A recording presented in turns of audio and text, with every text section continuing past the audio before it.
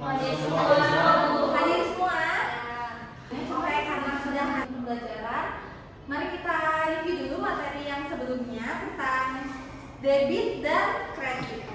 Oke anak-anak, sebelum kita masuk ke pembelajaran kita tentang jurnal umum, Ibu mau tanya, apakah kalian pernah sebelumnya melakukan pencatatan secara sederhana pada kehidupan sehari-hari? Contohnya apa? Coba. Bantu orang tua dalam di toko. Nah, itu adalah salah satu contoh simple tujuan pembelajarannya. Di sini ada peserta didik mampu untuk membuat jurnal umum serta memahami mekanisme penulisan jurnal umum. Yang kedua, peserta didik mampu untuk melakukan pencatatan transaksi ke dalam jurnal umum. Pembelajaran kita akan melakukan kesepakatan kelas dulu ya. Jadi, yang kesepakatan kelas yang pertama, sebelum teman-teman bertanya atau ingin menjawab pertanyaan, silakan angkat tangannya terlebih dahulu dan beritahu nama. Yang oke, sebelum kita masuk ke materi tentang jurnal umum, kita akan nonton video dulu ya tentang penjelasan apa sih mekanisme debit dan kredit itu. Oke?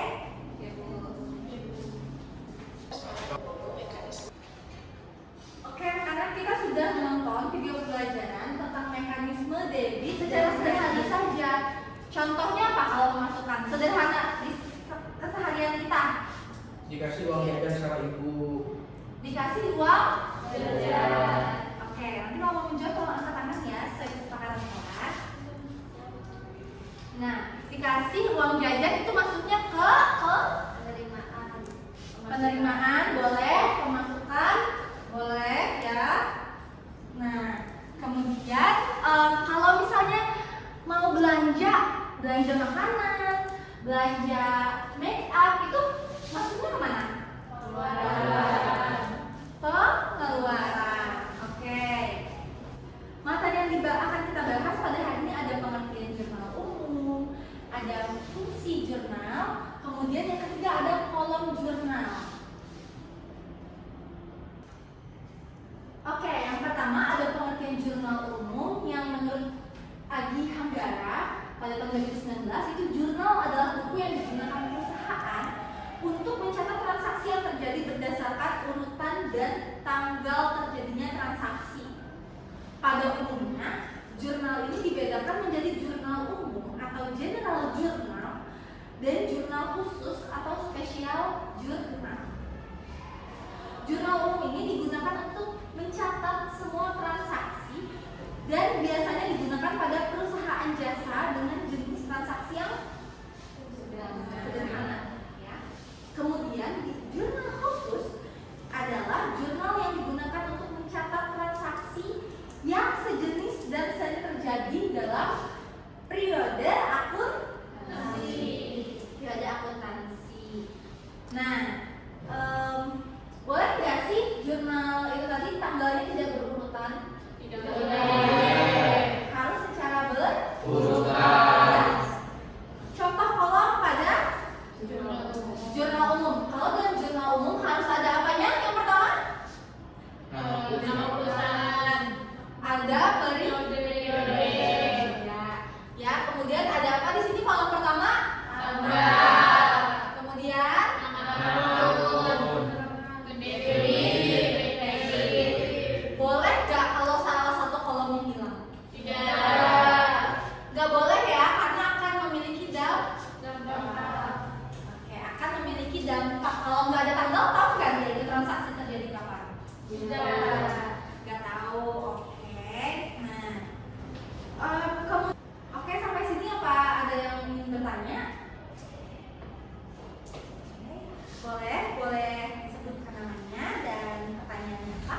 Baik Ibu, sebelumnya perkenalkan nama saya Ika Sumiati.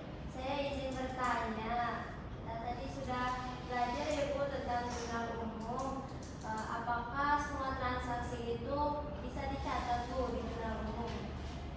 Terima kasih. Oke, terima kasih Ika atas pertanyaannya. Ibu izin menjawab ya. Tidak semua transaksi dapat kita catat di jurnal umum ya, karena ada beberapa kriteria yang memang bisa digunakan atau bisa dicatat di dalam sebuah transaksi di jurnal umum, yaitu kriterianya yang pertama adalah transaksi keuangan. Seperti apa? Penerimaan, pengeluaran, pembelian, penjualan. Nah, kemudian ada juga transaksi yang mempengaruhi posisi keuangan di perusahaan. Nah, terus kriteria yang ketiga yaitu transaksinya yang dapat diukur dalam satuan moneter. Yang keempat, transaksinya itu relevan dengan tujuan perusahaan. Itu ada kriteria-kriterianya. Kemudian di sini sebelumnya biasanya kita menghitung transaksi ini pakai apa? Biasanya kita menghitung transaksi pakai kalkulator. Sekarang kan sudah maju ya zamannya, jadi sudah ada alat tersendiri untuk menghitung. Kalau zaman dulu gimana sih caranya menghitung, ya kan? Nah, pada zaman dulu itu ada alat hitung tradisional. Ada yang tahu nggak ini apa? Coba katakan yang tahu. Sempoa, Bu. Ada sempoa. Nah, sempoa itu apa sih gitu kan? Sempoa ini boleh tolong dibacakan, Mas Wahid? Sempoa adalah alat bantu hitung tradisional yang terdiri dari manik-manik yang disusun dan digunakan untuk menghitung aritmatika. Media ini dulunya terbuat dari kayu, tetapi saat ini banyak yang terbuat dari bahan plastik. Cara penggunaan sempoa dengan digeser-geser sesuai angka yang akan dipecahkan. Sempoa digunakan untuk melakukan operasi aritmatika seperti penjumlahan, pengurangan, perkalian, dan pembagian. Terima kasih. Oke, terima kasih Mas Wahid. Nah, di sini pasti teman-teman sudah pernah kan sebelumnya ketika kecil diajarkan ataupun dikenalkan oleh orang tua tentang sempoa. Ada yang belum pernah melihat sempoa? Boleh angkat tangan yang belum pernah? Ya, belum pernah. Siapa? Andreas tuh Andreas belum pernah? belum pernah Bu. Belum pernah menggunakan sempoa sama sekali berarti ya. Nah. Oke, jadi sempoa itu adalah alat bantu hitung tradisional. Kalau zaman dulu itu dia terbuat dari kayu, jadi dia seperti ini ada manik-maniknya seperti itu kan, manik-maniknya yang bisa digeser-geser. Jadi kalau misalnya 10, jadi dalam satu baris itu dia ada 10 manik-manik, 10 lingkaran atau kayu. Nah, nanti kalau kita mau menghitung itu tinggal digeser 10 dikurang 3 berapa sisanya, seperti itu. Itu alat yang digunakan pada zaman dulu. Itu alat yang digunakan pada zaman dulu. Oke, kita udah selesai ya bahas tentang jurnal umum. Sekarang kita akan masuk ke tugas. Ibu akan membagi kalian dalam 3 kelompok. Nah, dari kelompok itu nanti kita akan yang dari suku Dayak, Jawa, Medan, dan Banjar boleh campur ya dalam satu kelompok, jadi jangan Jawa-Jawa aja, Dayak-Dayak aja ya. Oke? Pokoknya latar belakangnya harus di beda-bedakan. Tugasnya ya dikirimkan lewat link ya. Boleh dicek di grupnya, ibu sudah kirim linknya. Kalian boleh lihat di situ, oke? Untuk tugas-tugasnya di link itu ada tugas serta ada contoh. Nih kalian boleh menjawab di kertas ini ya. Nanti kalian maju. Nah, boleh ya jawab di kertas ini. Nanti maju presentasikan setiap. Oke anak-anak, sudah semua tugasnya? Sudah. Oke, boleh setiap kelompok ya ada satu perwakilan maju ke depan untuk menyampaikan hasil diskusi tentang jurnal umumnya ini ya. Boleh kelompok pertama siapa perwakilannya? Boleh majukan ke depan.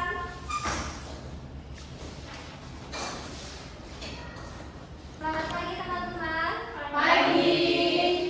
Sebelumnya perkenalkan, saya perwakilan dari kelompok 1 yang beranggotakan saya sendiri Kak Sumiati, kemudian ada Mumu dan juga ada Nita.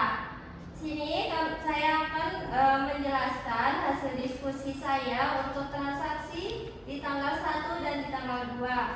Untuk tanggal 1, Tuan Jaka membuka usaha bengkel dengan nama Jakatek pada tanggal 1 Mei 2023 dengan menyetor uang tunai sebesar 200 juta dan peralatan 75 juta sebagai modal awal. Nah, untuk transaksinya, menyetor uang tunai itu masuk ke kas dengan posisi debit sebesar 200 juta, kemudian peralatan bertambah di debit sebesar 75 juta, kemudian di akun kredit ada modal awal sebesar 275 juta.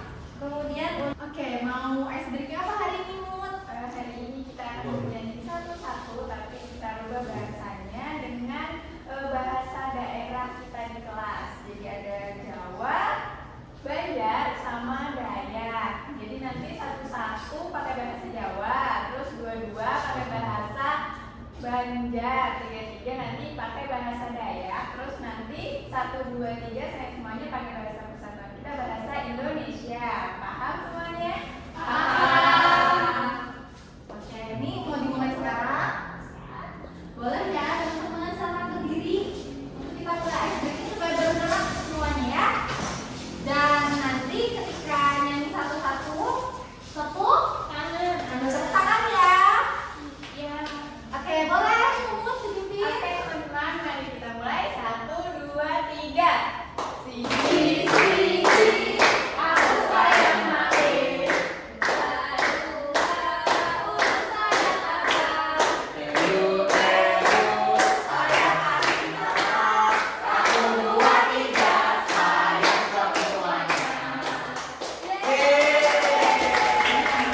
Hari ini berarti kita sudah mempelajari tentang mekanisme debit dan kredit. Kemudian ada tentang pengertian jurnal. Kemudian ada fungsi jurnal. Kemudian yang terakhir ada kolom jurnal. Terus tadi juga ada ini ya, yang apa alat berhitung tadi namanya. Dan kita juga udah belajar tentang cara-cara memasukkan pencatatan jurnal umum ya kan, dari kasus yang sudah diberikan. Nah, selanjutnya ibu mau ngasih kuis buat kalian supaya kita sama-sama tahu nih sejauh mana sih pemahaman kalian tentang materi yang sudah diberikan pada hari ini. Nah, ini sekarang ibu akan kirimkan link kuisnya dan teman-teman boleh mengisi ya. Diisinya sekarang ya, jangan diisi di rumah. Supaya ibu benar-benar bisa tahu nih kalian udah pahamnya sejauh mana sih tentang materi pembelajaran kita pada hari ini. Oke, anak-anak apa udah selesai semua jawab kuisnya? Sudah? Coba. Siapa yang juara 1? saya Bu. Kak. Yang juara 2? Saya Bu. Oke, Harley. Yang ketiga? Saya Bu. Oke, baik anak. Kita sudah selesai melakukan pembelajaran pada hari ini. Kemudian juga kita sudah mengerjakan tugas. Kemudian juga ada kuis ya untuk mengetahui sejauh mana sih tingkat pemahaman kalian ya. Oke, pada pertemuan selanjutnya kita akan membahas tentang buku besar dan neraca saldo. Jadi anak-anak boleh mulai hari ini dipelajari di rumah ya tentang apa sih buku besar dan neraca saldo agar pada pertemuan selanjutnya kita lebih mudah untuk berdiskusi ya. Teman-teman, untuk pembelajaran kita hari ini, marilah kita berdoa menurut kepercayaan masing-masing. Berdoa dimulai. Berdoa selesai. Oke, terima kasih ya Kak. Oke teman-teman, terima kasih ya pembelajaran pada hari ini. Terima kasih. Assalamualaikum warahmatullahi wabarakatuh. Selamat pagi. Sebelumnya perkenalkan, nama saya Muhammad Miftahul Hoir. Saya selaku observer micro teaching dari bidang ekonomi. Secara keseluruhan micro teaching tadi itu sudah menerapkan CRT yang mana tadi nampak ataupun langkah-langkahnya itu sudah sesuai. Kalau menurut saya ada yang pertama itu menambahkan identitas diri peserta didik. Tadi itu ada guru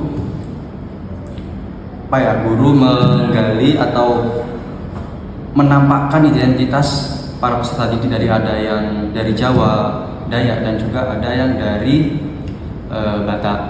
Kemudian langkah yang kedua yaitu menampakkan pemahaman budaya. Tadi guru sudah menampakkan dari waktu ice breaking tadi, peserta didik menyanyikan lagu Satu-Satu Aku Sayang Ibu itu sesuai dengan bahasa masing-masing peserta didik. Ada yang dari Jawa, ada yang dari Dayak. Terus kemudian yang ketiga yaitu langkah ketiga yaitu kolaborasi peserta didik. Tadi sudah dibentuk kelompok, 3 kelompok. Mereka semua berkolaborasi untuk memecahkan masalah yang telah diberikan oleh guru. Terus kemudian yang keempat, berpikir kritis untuk refleksi. Tadi setelah berkelompok mereka saling berpikir kritis, saling mengutarakan ide mereka. Itu sangat nampak sekali tadi. Terus kemudian yang terakhir tadi konstruksi transformatif, yaitu peserta didik menyajikan pemahaman mereka melalui proyek. Tadi setelah diskusi, kemudian mereka perwakilan per kelompok itu mempresentasikan hasil diskusi mereka. Nah, mungkin itu secara keseluruhan hasil mikro teaching tadi itu sudah menerapkan strategi CFT. Sekian dari saya. Assalamualaikum warahmatullahi wabarakatuh. Selamat pagi.